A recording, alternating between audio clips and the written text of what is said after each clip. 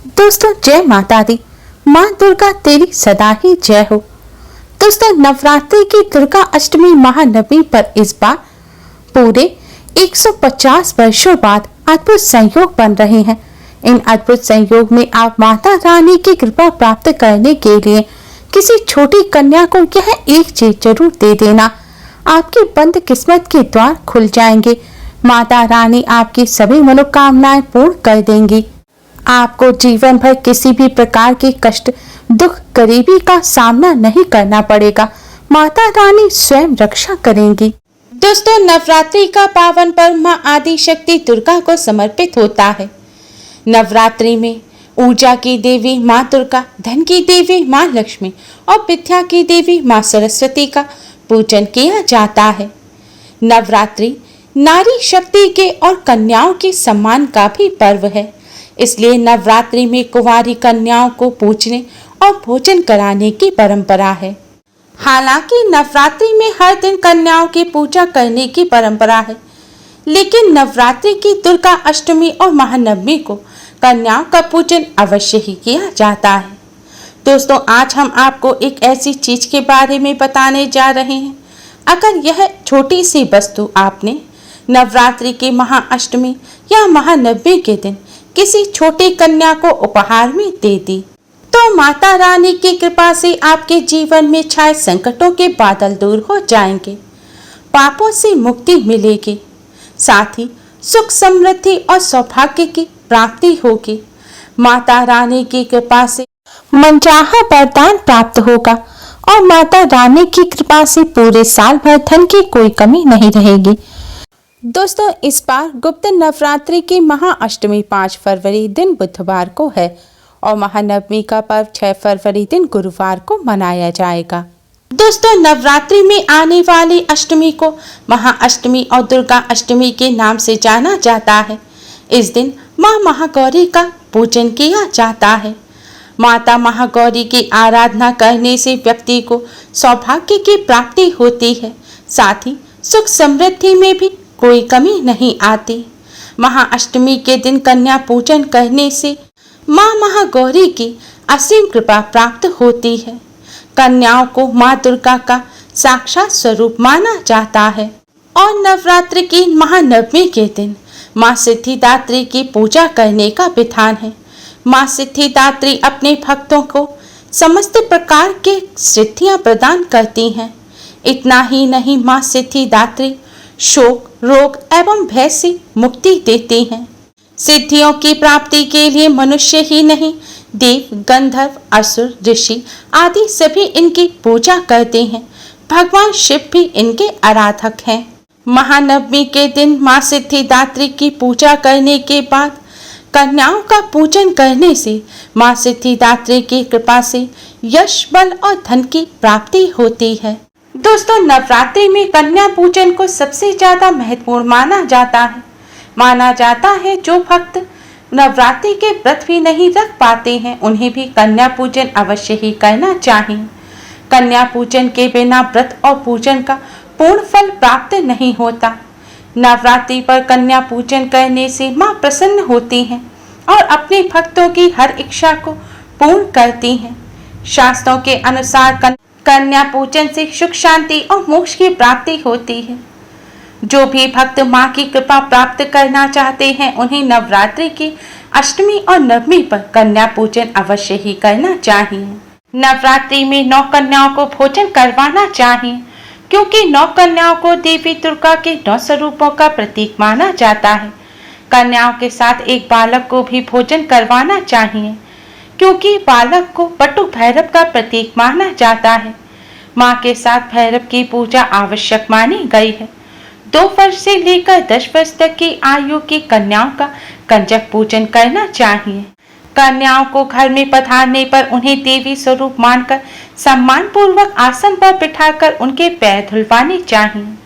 उसके बाद कुमकुम से तिलक करें, लाल रंग की चुनरी उड़ाएं, माता रानी का ध्यान करते हुए पूजन करें और जो भोजन आपने प्रसाद स्वरूप बनाया है उसे माता रानी को अर्पित करने के पश्चात कन्याओं को खिलाएं।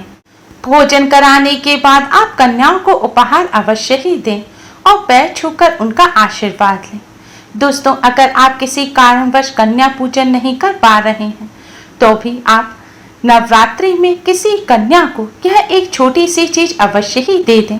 इससे आपको माता रानी का भरपूर आशीर्वाद प्राप्त होगा।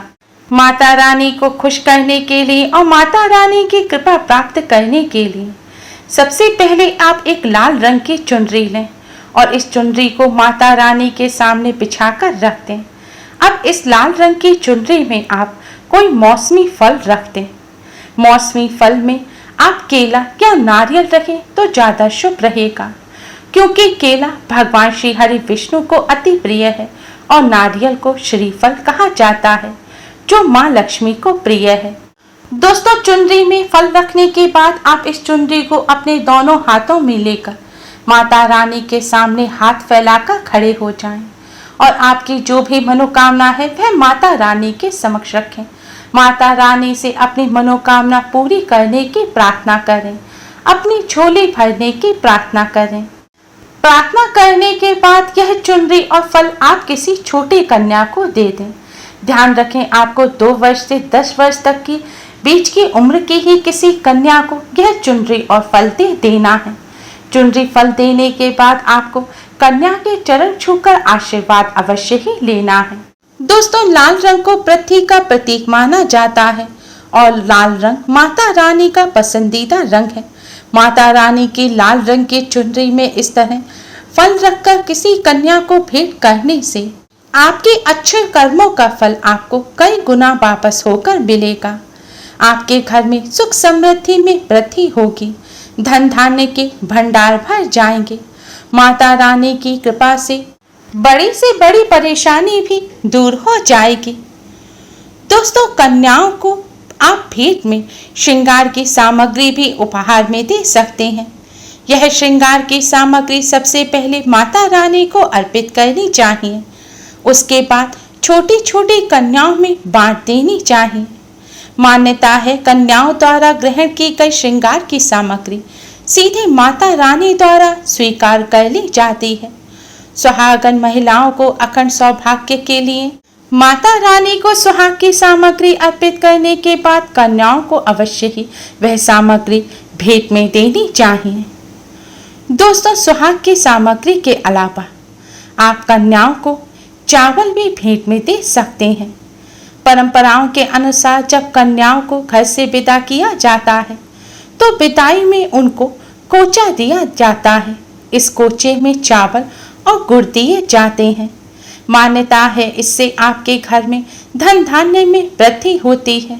नवरात्र में आप भी कन्या भोज करें तो विदा करते समय कन्याओं को थोड़े से चावल अवश्य ही दें।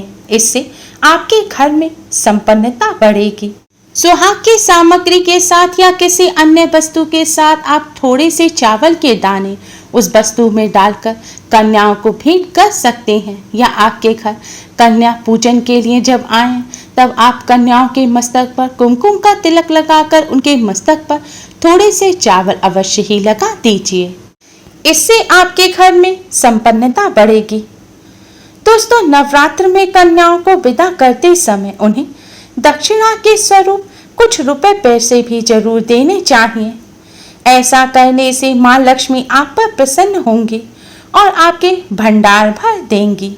आप अपनी सामर्थ्यानुसार जितनी भी आपकी इच्छा हो 11, 21, 51, 101 या ज्यादा आप कितने भी रुपए दे सकते हैं।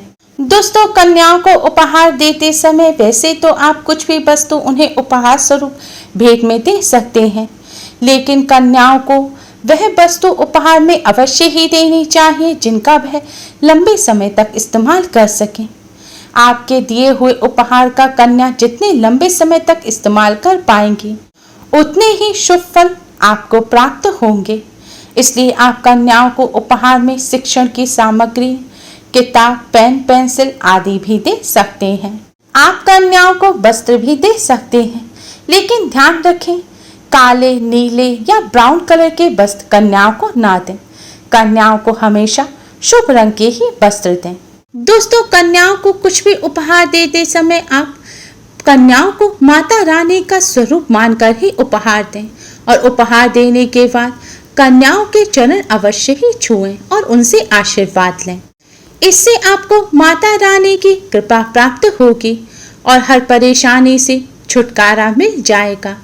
उम्मीद है आपको हमारी ये वीडियो पसंद आई होगी। प्लीज़ लाइक करें, हमारे इस वीडियो को अपने फ्रेंड्स और रिश्तेदारों में ज़्यादा से ज़्यादा शेयर करें जिससे वह भी इसका लाभ उठा सकें।